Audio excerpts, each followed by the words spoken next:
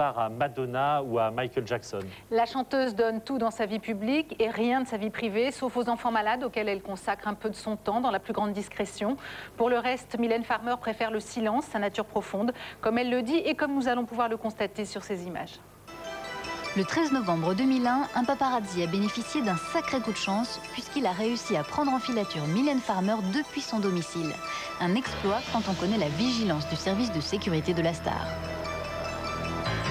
Aujourd'hui, la chanteuse, talonnée par son garde du corps, visite un concessionnaire automobile. Jean-Yves Royer, le responsable des ventes, se souviendra longtemps de cette cliente pas comme les autres. Mylène Farmer venait voir un véhicule, un superbe véhicule de notre gamme actuellement, puisque c'est le moteur le plus puissant actuellement. Et quand Mylène Farmer veut un bolide, elle se met elle-même au volant. Même si la chanteuse se déplace la plupart du temps avec son chauffeur, elle prend aussi plaisir à piloter des voitures sportives. Mais le problème, c'est que Mylène Farmer exige un modèle bien précis, et ce, en 24 heures. Du jamais vu. Elle voulait un véhicule qui était blanc avec un intérieur cuir noir. Mylène Farmer a demandé un délai très court pour ce véhicule, puisqu'elle a demandé le véhicule pour le lendemain. Donc comprenez bien qu'un véhicule de couleur blanche avec un cuir noir, même en ayant téléphoné dans tous les concessionnaires de France, on a eu du mal à avoir ce véhicule pour le lendemain. C'était quelque chose qui était impossible à faire.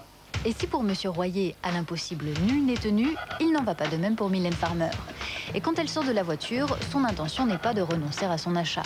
Au contraire, elle regarde l'objet tant convoité comme si les arguments du vendeur ne comptaient pas, comme si son statut de star allait tout résoudre, y compris le problème de livraison. Le délai qu'on allait proposer sur le véhicule était à peu près d'1 mois, puisque, je répète, c'est un véhicule sur commande, sur demande, fait pratiquement pour elle, dans les coloris qu'elle a demandé, avec un intérieur qu'elle a demandé. Donc 1 mois pour un véhicule sur mesure, je ne pense pas que ce soit un délai très long. Un délai raisonnable pour le commun des mortels, mais inacceptable pour la chanteuse. Alors qui est vraiment Mylène Farmer? Une star capricieuse ou une femme qui a tout simplement perdu le sens des réalités? Nous avons demandé son avis à Christophe Renaud, qui a été président de son fan club pendant 6 ans. Vouloir une voiture comme ça en 8 heures, il n'y a que Mylène qui peut se le permettre. Quelque part. Mylène, Johnny, enfin les plus grands. Mais là, si vous voulez, ça ne m'étonne pas qu'elle puisse penser comme ça, qu'en claquant des doigts, elle peut se retrouver avec une villa à Beverly Hills ou une voiture comme comme on le voit dans ces images. Mais ça ne m'étonne même pas, parce qu'elle vit dans un monde à elle, qu'elle s'est créée, et dans une bulle, et je pense que les fans ne seront pas étonnés de ça finalement. Le vendeur, lui, a été très surpris par la chanteuse. Et pour cause, celle-ci n'a même pas daigné lui adresser la parole. Je dirais que c'est quelqu'un qui prend beaucoup de distance avec les gens, puisque j'ai vraiment, j'insiste, parlé avec son garde du corps et toute la négociation a été faite avec lui, que ce soit pour les teintes extérieures comme intérieures. C'est vrai que j'avoue, là, j'étais un petit peu déstabilisé parce qu'il n'y avait pas de complicité, on va dire, au niveau de la vente, de la négociation, puisqu'il y avait vraiment une barrière avec elle, puisqu'elle ne parlait pas, tout s'est passé par son garde du corps.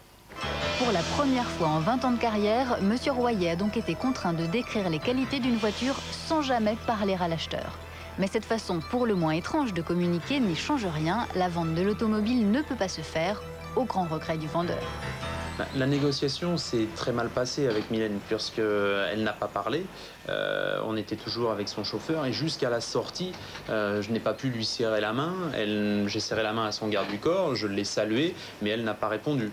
C'est vraiment quelqu'un qui m'a paru très timide, vraiment renfermée sur elle-même. Donc je ne peux pas dire autre chose sur Mylène. Jean-Yves Royer n'est donc pas prêt d'oublier sa première rencontre avec Mylène Farmer. Christophe Renaud non plus, sauf que lui, il a eu la chance de la découvrir sous un jour totalement différent.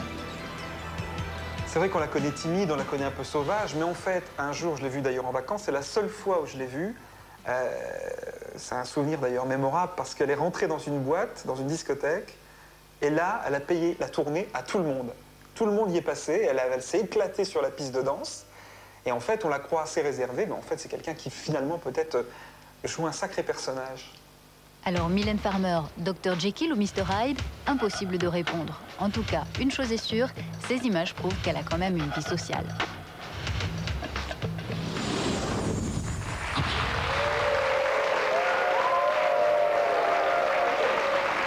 Et puis c'est de toute façon une très grande chanteuse et on attend la sortie de son nouvel album intitulé « C'est une belle journée » sorti prévu dans quelques semaines. Autre cas de...